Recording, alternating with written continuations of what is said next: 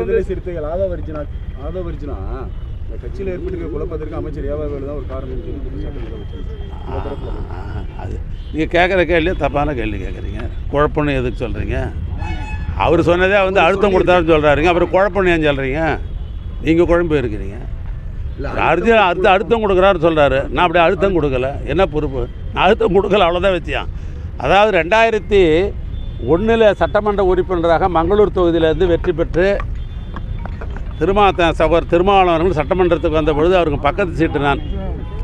அன்னையிலேருந்து எனக்கும் அவருக்கும் நட்பு என்பதை தாண்டி ஒரு சகோதர பாசத்தோடு எங்கள்கிட்ட பழகக்கூடியவர். எந்த காலகட்டத்திலும் சில நேரங்கள் இடைப்பட்ட காலங்களில் எதிர்முகாம் என்ற நிலை எடுத்த பொழுது கூட அவர் என்னிடம் நல்லா பேசின்னு இருப்பார். எப்பயுமே அப்படி ஒரு நல்ல ஒரு சகோதரன், நல்ல ஒரு நட்புக்குரியவர் தான் அவர். ஆனால் அவர் என்கிட்ட வந்து பேசுகிறாருன்றதாலே நான் அழுத்தம் கொடுத்துன்ற பொருள் இல்லை. அப்படி அழுத்தம் கொடுக்கவும் இல்லை, அது அழுத்தம் கொடுக்க வேண்டிய அவசியமும் இல்லை. விளைதல் மூலமாக ரெண்டாவது வந்து அவர் வந்து அழுத்தம் கொடுத்து அதனால தான் இல்லை. அவரே ஒரு நல்ல ஒரு அறிவாளி, அரசியல் நல்ல தொலைநோக்கு பார்வை உள்ளவர், அரசியலை பற்றி நன்கு புரிந்து கொண்டவர். அவருக்கு இன்னொருத்தெல்லாம் அழுத்தம் கொடுக்க வேண்டிய அவசியமே கிடையாது. அவர் சுயமாக எந்த முடிவு எடுப்பதற்கு அந்த அரசியல் கட்சியில் அவருக்கு உண்டு. அவர் தான் அந்த நிறுவன தலைவர். அது எந்த முடிவும் எடுக்கலாம் முடிய அது வந்து திராவிட முன்னேற்ற கழகத்தில் வந்து ஏவாவேலு வந்து அழுத்தம் கொடுக்குறாருன்னு சொன்னால் நான் வந்து அவர்கிட்ட பழகிறதுக்கு நான் 2001 நான் பழகி கொண்டிருக்கிறேன். அதுக்காக நான் ஆதவர்ஜினா கிட்ட போய் பர்மிஷனாக கேட்க முடியும். நான் அப்படி அழுத்தம் கொடுக்க வேண்டிய அவசியம் திராவிட முன்னேற்றத்துக்கும் கிடையாது, எனக்கும் கிடையாது. அப்படி ஒரு சம்பவம் நடைபெறவில்லை. மோசமாக இருக்குது மதுரை ஃபுல்லாகவே. பல்வேறு இடங்களில் வந்து மாற்றுப்பணி செஞ்சாலுமே அது அறகுறையாக தான் பண்ணுறாங்க. மழை பெஞ்சா எல்லாமே ஓடிடுது சார். என்ன மாதிரியான நடவடிக்கை எடுத்துருக்காங்க? 2 விஷயம். சாலைகளை வந்து இப்போ நாம் நின்று பேசி கொண்டிருக்கிற இடம் கார்பரேஷன்.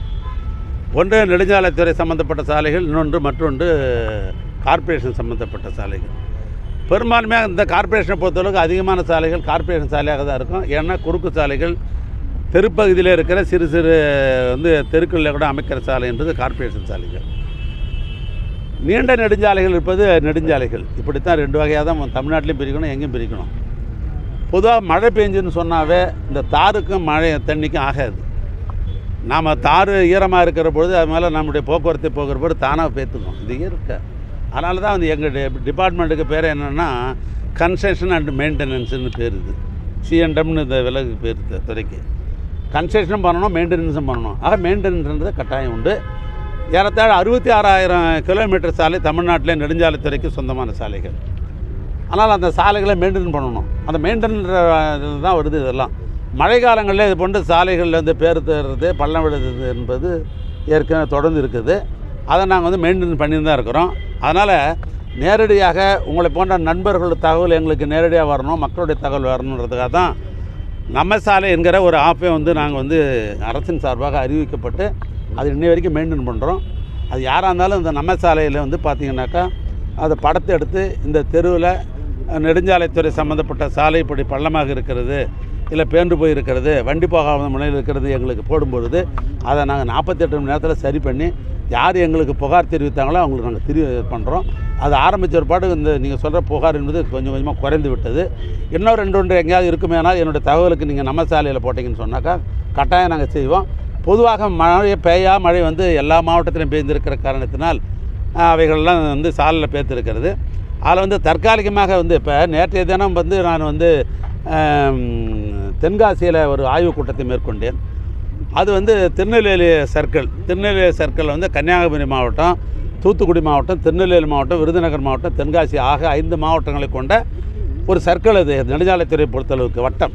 ஏன்னா நேற்று ஆய்வு மேற்கொண்டேன். அங்கே எங்களுடைய பொறியாளர்கள், உதவி பொறியாளர்கள், கோட்ட பொறியாளர்கள் வந்து அந்த மாவட்டத்தில் எந்த இடத்துல பிரீச்சிங், அதாவது சாலை உடைப்பட்டு இருக்கிறது என்ற கணக்கெல்லாம் சொன்னாங்க.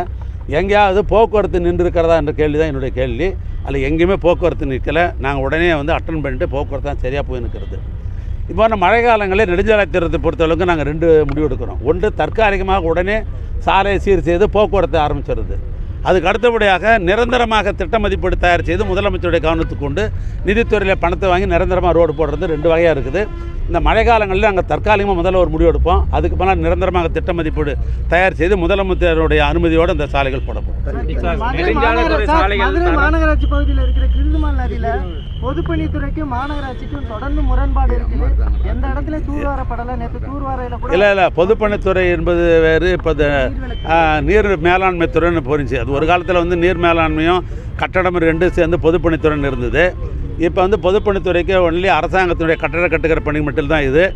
இந்த முதலமைச்சர் அவர்கள் திராவிட மாடல் ஆட்சி பொறுப்பேற்ற உடனேயே தமிழ்நாடு என்பது விவசாயிகள் நிறைந்த மாவட்டம், இது விவசாயிகள் நிறைந்த மாவட்டம் என்கிற காரணத்தினால் தனி நிதிநிலை விவசாயிகளுக்கு அறிவிக்க வேண்டும் என்று அறிவித்தார்கள். அந்த அடிப்படையில் இந்த துறையில் நீர் மேலாண்மை என்கிற அந்த பகுதியை அவங்க பிரித்து அதற்கு மூத்த அமைச்சர் மாண்புமிகு துரைமுருகன் அமைச்சராகவும் அதுக்கு தனி செயலாளர் இருக்கிறாங்க. நீங்கள் சொல்லுவதை நான் கவனத்தில் எடுத்துக்கொண்டு சம்பந்தப்பட்ட அமைச்சரிடத்திலே சொல்வேன். நன்றி சார். ஓகே. ரைட்.